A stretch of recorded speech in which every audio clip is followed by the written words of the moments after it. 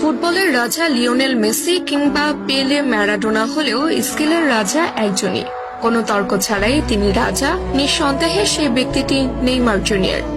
বল পায়ে রাজত্ব কায়েম করা নেইমার আবারও আলোচনায় এসেছেন তার স্কিল শো করে।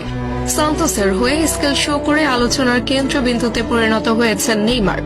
সান্তোসের হয়ে মাঠে নেমে গোল পাওয়ার দিনে নেইমার অদ্ভুত এক স্কিল দেখিয়ে প্রতিপক্ষকে বোকা বানিয়ে বল নিয়ে ছুটে গেছেন নেইমার দ্য সান্তোস জুনিয়র।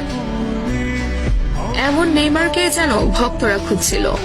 goal.com-এর প্রকাশিত এক শর্ট ভিডিওতে দেখা যায় লং বল রিসিভ করে নেইমার লাফিয়ে উঠে প্রতিপক্ষের বানানো বল নিজের বুকে নিয়ে গ্রাউন্ডে টাচ করিয়ে পায়ের কারুকাজে প্রতিপক্ষের প্লেয়ারের মাথার উপর দিয়ে বল ঘুরিয়ে নিয়ে আসেন নেইমার। তা দেখে অবাক বনে যান মাঠে উপস্থিতরত ব্যক্তিরা।